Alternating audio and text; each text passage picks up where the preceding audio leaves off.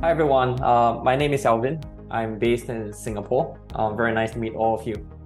So I joined Say about 2 months ago, and one of the reasons was because I really love the vision that Say has, right? And I'll talk about it later.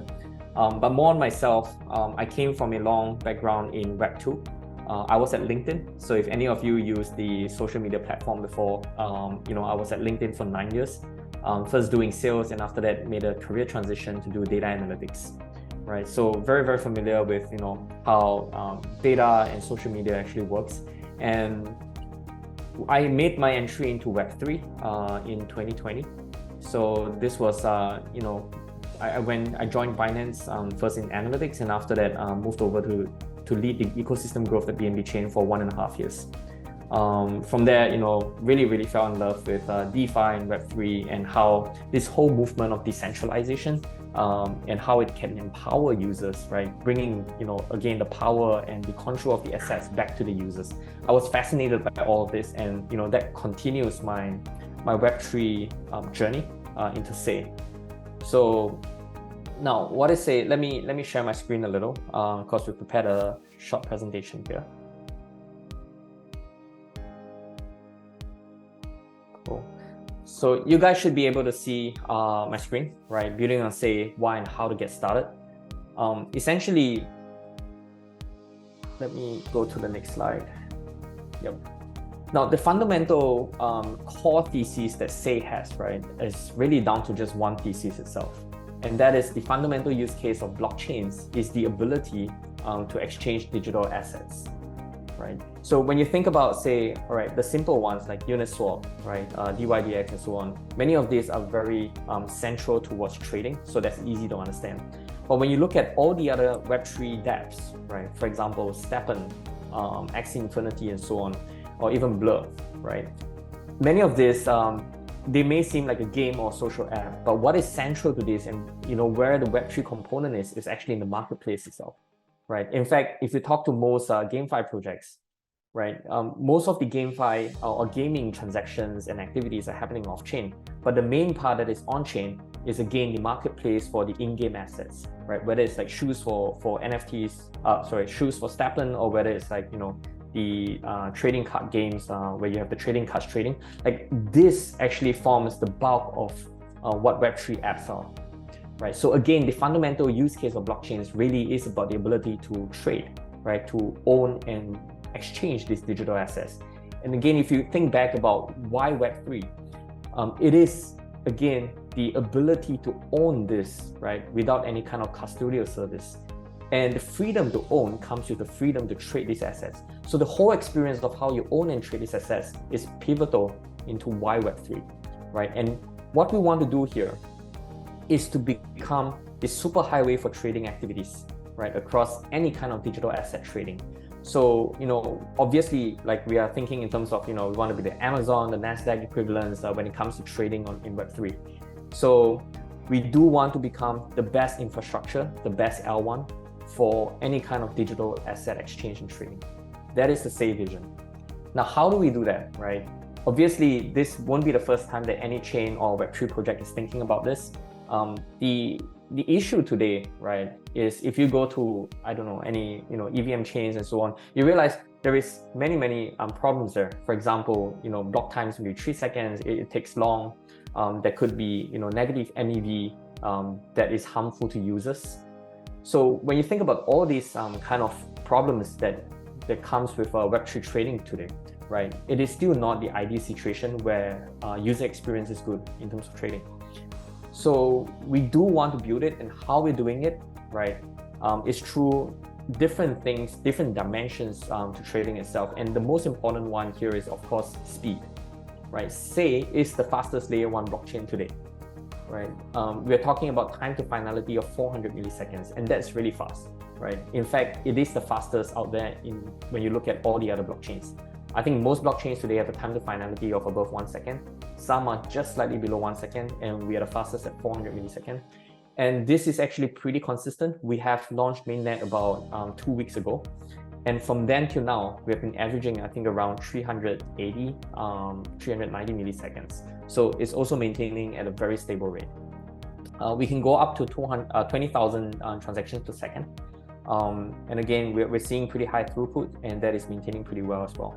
So when you look at all these things, and when you look at the time to finality, we are 2x faster than Aptos, 10x faster than Solana and Sui. We like how this is going because the user experience is so good.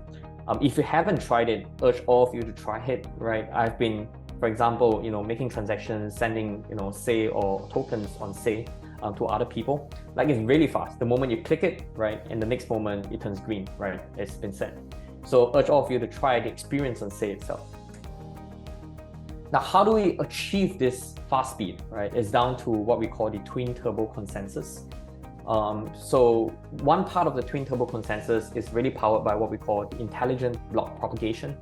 I'll just give a very brief explanation here, but you can see in the block propagation process, right, validator 1 will kind of have to send information on the transactions to validator 2, right? And how it's done in the past is that you have to send the entire transaction details, right, which means a lot of data. And what intelligent block propagation here does is that instead of sending all the data of every transaction, it only sends like a digest, right, the hash and a simple summary and digest of the transactions over to the next validator. And because most of these details are actually in the mempool itself, the validator 2 can just get the rest of the transaction details from the mempool. Now, this actually means you don't have to send so much data from validator 1 to validator 2, and it actually shortens the time and load required. So this increases the overall scalability of Say by 40% just by this alone. And then we have the second part of the twin turbo consensus, which is optimistic block processing, right? And what this does is, if you look at this entire journey here of how a block is processed, right? Usually it is proposed, then there's a pre-vote, it's pre-committed, and then after it's pre-committed, then block processing happens before it commits. And what optimistic block processing means is that we're optimistic that this will pass, and therefore we kind of process the block in parallel, right, after proposing it. So this actually again shortens the time period, right, because you are running kind of on two parallel processes, and again this increases the overall scalability of Say by 43%. So these two, combined into what we call the twin turbo consensus, allows us to be able to reach, that 400 millisecond speed. But it's not just the twin turbo consensus, right? When we think about what makes the best L1 for trading, right? When you think about the user experience for trading, it is not just speed alone, right? It is about throughputs, it's about user protection, it's about liquidity, and so on. So there are several technical advantages, right, in how we are building the best infra for trading at Say. The other one, apart from twin turbo consensus, is obviously parallelization, which many chains are also talking about. And the ability to run like parallel transactions, right, actually enables us to go up to 20,000 orders per second. And that is huge, right? We have something called a frequent batch auctioning. And what this does is that, we will kind of batch process multiple transactions at a uniform price. And this is helpful because, if you have been a seasoned user in Web3, you probably have been hurt by some of the negative MEV, like front running, for example. And frequent batch auctioning will actually provide a safer environment and protect users against this kind of negative MEV. And then we also have a module called the native order book matching engine module, right? So this allows like multiple order book dexes to actually plug into the same engine, right? Thereby kind of sharing and deepening the liquidity. And what it means again for users, right, is that deeper liquidity means lower slippage, right? It's easier, faster, and less costly to be able to transact between different tokens. And finally, we also have native price oracles, quite a unique feature in Say, right? This allows us to be able to leverage the validators that we have to also provide trustless decentralized price feeds, right? Instead of relying on third-party oracle. So when you think about this entire comprehensive and holistic way of thinking about building the best infra for trading, literally, I think the word here is holistic, right? Because it's not just about speed anymore.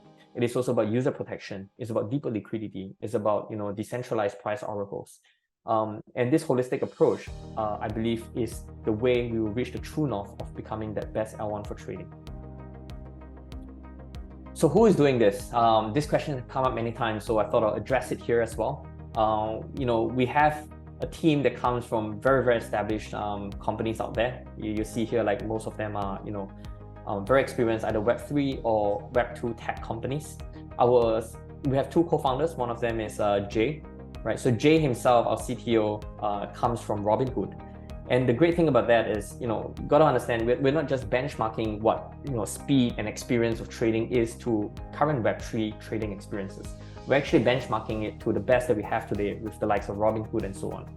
And then the other co-founder, Jeff, he comes from, he's a very seasoned banker, right? Came from Goldman Sachs and understands TradFi and DeFi pretty well. So here we actually have a very good marriage of, finance as well as tech joined together. And the rest of the team, again, we have people from Airbnb, Twitter, like we're very familiar with how tech companies actually scale and grow. Like I mentioned, like I myself was from LinkedIn for 9 years, and I'm really looking forward to using our experiences to help Say to grow in the same way, right? To scale and grow pretty fast. So where are we today? Mainnet for Say has launched since about 2 weeks ago. Right, and we have about 200 plus upcoming projects and 385 users today. So there has been, massive traction since day one until now. You can see here, I think when we launched with about 10 plus projects. For example, we had 3 DEXs, we had a perps called Lavana, we had NFT marketplaces like Dogora, and a few more coming up as well. And I have been talking to like a few NFT collections, and they're all kind of ready to launch in the next few weeks too. So lots of traction. We are also probably one of the first few L1s that have, on launch date, actually have 2 games that were ready. One is Double Jump, which I'll show some snippets later. And the other one is XC-like game called Yoli, right? And they've done about 100,000 transactions since in the first week actually. So I think when we look at the metrics, number of transactions and users on mainnet so far, it's pretty encouraging. Obviously, much more to do, right? I mean, 10 plus projects is not big on an ecosystem, but we have only just started. And I think now is the time to really start building, and would urge all, if any of you are builders listening to this, please get in touch, right? We want to talk to you. And then we have over 200 projects that have committed to building on Say. So you're going to see a lot more in the coming months. And part of my team's job is to make sure that we support them in a way where they can actually have a successful launch, right, in the coming months. So a deeper dive into which are the 10 projects and 10 plus projects that are live on Say, right, from DeFi to gaming to social. The good thing is we have a strong developer community that is working with us. So you can see here, some of the things that are happening. Right, Space ID launched .say naming service, right? So the public registration just went live this week. So I think a few thousand people have already kind of registered for the domains, which is interesting to see. We have in the middle the game I was talking about, Double Jump, right? So this is quite an interesting game where you have to jump around and get around the hurdles. They actually launched with a interchain competition, or rather interchain war itself. So users and players representing different chains will actually come together and see who can clear the most games and win the leaderboard. So that has I think has concluded over the last few days. And again, like I think 1,000 over games have been played since in the last 2 weeks. And then finally, you have like DeFi, like Fusio, which is one of our native projects, right? And providing similar service that you in other chains, right, when it comes to DEXs, but they have kind of modified it in their own ways, where we'll be launching different, not just like DEX services, but they have like prediction markets, they will have games and so on. So all this very exciting to see how these Say native projects are going to perform. Most of you would have seen this in the news, right? So Say token itself is also listed on several exchanges, right? Whether it's like Coinbase or Binance or Upbit and so on. And I think the key thing here is that what this means is that there's going to be a lot of trading volume and liquidity, right, for Say itself. And I think that's a plus for any kind of builders that is building on our ecosystem, right? Because it means that there's a lot more ways where people can actually buy and sell tokens and basically add liquidity to the ecosystem. So where are the opportunities on Say? This, it's a new ecosystem, so there's so much to build together, right? And so many opportunities. And what I always love to say at the start of an ecosystem is that, you know, because it's nascent, there is a lot of interest, right? There's a lot of new users coming in, but at the same time, there is still like a relatively smaller number of projects at the start. So what this means is, you know, projects that are launching on Say now, you're probably going to get a much bigger market share, right, in terms of the announcements or marketing that you can do, right, and exposure that you get to users. What are we looking for, right? So a lot of DEXs out there, but what we're really looking for is DEXs that can provide that user experience that can compete with, you know, the Sexes or even like the Web2 exchanges out there. This obviously comes with like innovation rather than just speed itself, right? Interactive social apps, as you have seen like in recent, you know, trending apps, many of them are actually kind of social related. What I love to say as well is that, you know, although like GameFi was kind of big, DEXs and DeFi as well, but when you look at your mobile phone and you look at your homepage, right, most of the apps on your homepage is going to be in the social category. And, you know, it shouldn't be that different for Web3 as well. So what we've seen a lot of traction in, you know, DeFi and gaming. I do feel that the time for social will come. And, you know, what are the different categories of social apps that will come? What will become interactive and really, really interesting for users? I think there is no standard playbook here. So we're looking for really creative concepts here. Digital brands, NFT marketplaces. In fact, I would say not just NFT or the usual NFT marketplaces we know of. Right? When we add in like real world asset tokenization, right? Then we start to see like, you know, whether it's physical good collectibles, whether it's commodities, whether it's property, even hotel nights. I've seen that before. How do we get all this, you know, different things and in the real world, right? And tokenize them and create like a digital marketplace for this. I think those are very, very interesting concepts that we'd love to support, right? And then game economies, right? Are there innovative game economies that are, you know, different from, we have seen a lot of experimentation, right, in the last 1.5 years, and many of them obviously have not worked out. So we're still looking for games that have a different model for the game economies and experiment with them to see what will work in Web3.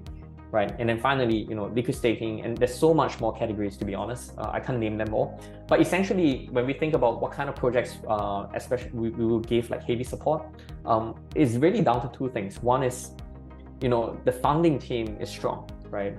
And that probably means that, you know, they have the knowledge, they have the skills, but they also have the experience of growing and scaling a business, right? And secondly, is just the innovation and quality of the product concept itself.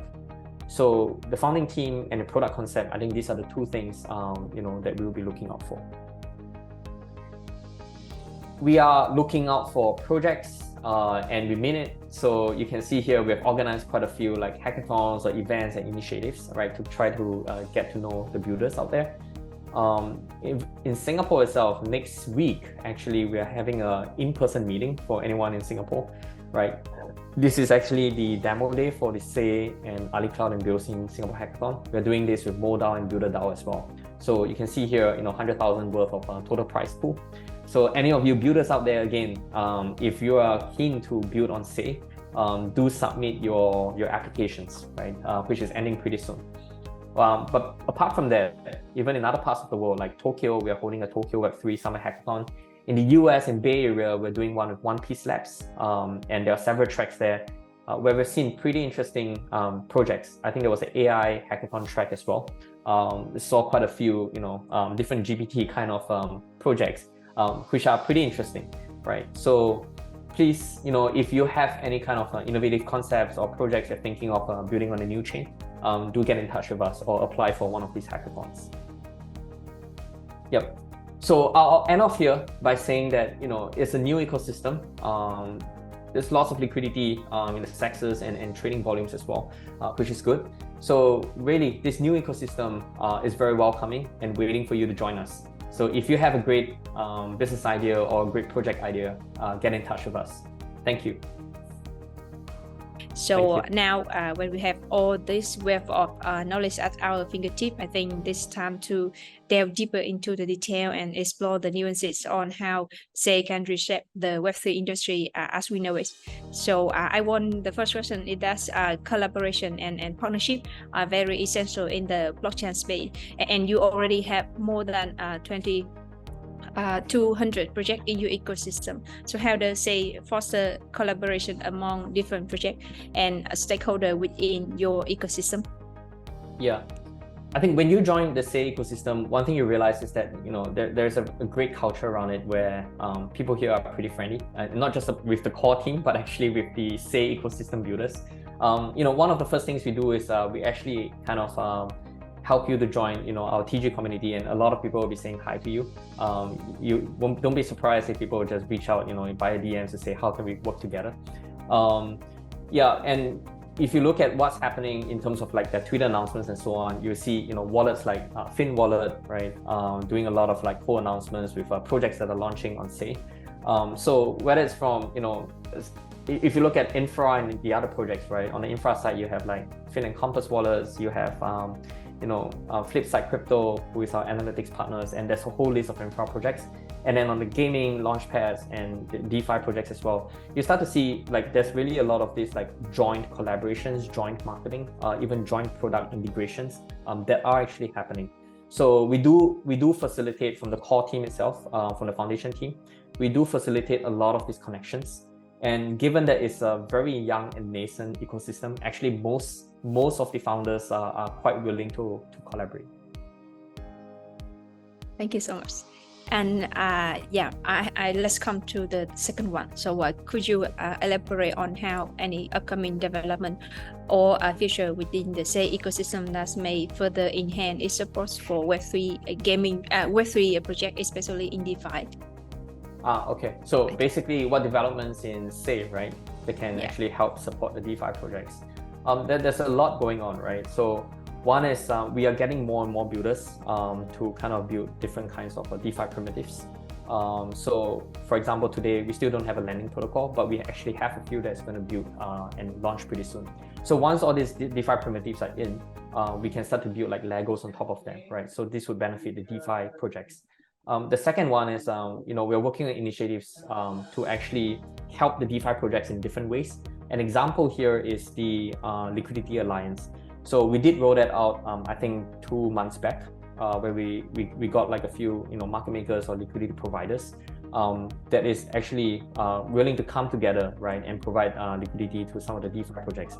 Obviously, this is obviously a lot down to like negotiation between them and the projects directly, but we wanted to create like an alliance group so that we can let them be aware of what are the opportunities where they can provide liquidity to, and vice versa. So we act as facilitators here. Ultimately, what we want to do is, we have been getting feedback from different DeFi protocols on various feedbacks. For example, some of them actually want a more cost-effective way of getting like price feeds, right? And so how do we work with them to get the price feeds that they need for the major assets into our native oracles as well? So these are different things we help them with. Got it. And also like for Web3 project considering joining the Say ecosystem, so what advice would you offer to ensure a successful integration and collaboration? Yep. So I mean the usual stuff on checking off the checklist of your product testing and stuff, we won't go through that because those are kind of basic. But the key things I think is making sure that you're plugged into the ecosystem, right? Because again, it's a very nascent stage for Say. So many of your users are going to be users of the other protocols as well, right? And many of your partners are going to be, again, that few dApps that start off. So I would say when you launch, don't launch in silo, right? Come talk to us, talk to the ecosystem, get involved with the ecosystem. And when we talk about the ecosystem, it's the ecosystem of builders, whether they have launched or they're going to launch. There's the ecosystem of the KOLs and ambassadors who are talking about Say, right? There's the ecosystem of like, NFT collectors as well. So depending on where you're strong in, the foundation team can actually help to facilitate some of these connections. I think that's a great question, and that's a great answer, and we will have time for one more question. So after this, we can wrap this webinar.